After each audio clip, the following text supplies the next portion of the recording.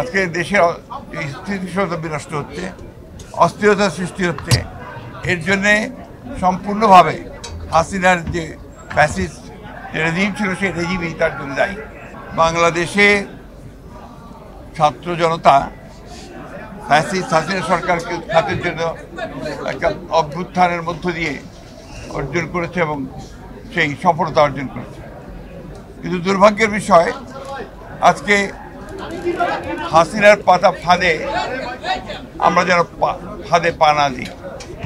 আজকে দেশের স্থিতিশীলতা বিনষ্ট হচ্ছে, অস্থিরতা সৃষ্টি হচ্ছে। এর জন্যে সম্পূর্ণভাবে হাসিনার যে ফ্যাসিস্ট রেজিম ছিল সেই রেজিমই তার জন্য দায়ী। আজকে আমাদেরকে অত্যন্ত সাবধানতার সঙ্গে পা ফেলতে হবে। এই যে সফলতাকে আমাদেরকে সফল করতে হলে আমাদেরকে অত্যন্ত ধীরে ধীরে এগোতে হবে। একটা অন্ধকারকে দূর করতে আর একটা অন্ধকারকে দূর করা যায় না, তাকে আলো দিয়ে দূর করতে হয়। সেই আলো বর্তিকা জ্বালিয়ে আমাদেরকে সামনের দিকে যেতে হবে। আমরা সংশ্লিষ্ট সকলের কাছে আহ্বান জানাতে চাই যে সবাই একযোগে ঐক্যবদ্ধ হয়ে এই দেশের স্বাধীনতা সার্বভৌমত্ব রক্ষা করার জন্য, স্থিরতা রক্ষার জন্য, ফ্যাসিস্টদের বিরুদ্ধে গণতন্ত্রকে প্রতিষ্ঠা করবার জন্য তাদের কাজ অব্যাহত রাখবে।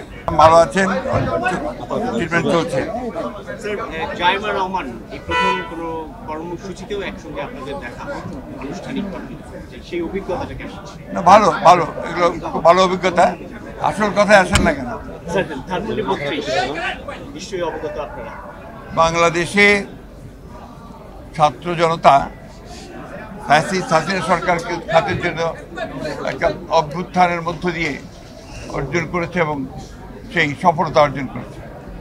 কিন্তু দুর্ভাগ্যের বিষয়, আজকে আমরা সংশ্লিষ্ট সকলের কাছে আহ্বান জানাতে চাই যে সবাই একযোগে ঐক্যবদ্ধ হয়ে এই দেশের স্বাধীনতা সার্বভৌমত্ব রক্ষা করার জন্য, স্থিরতা রক্ষার জন্য, ফ্যাসিস্টদের বিরুদ্ধে গণতন্ত্রকে প্রতিষ্ঠা করবার জন্য তাদের কাজ অব্যাহত রাখবে।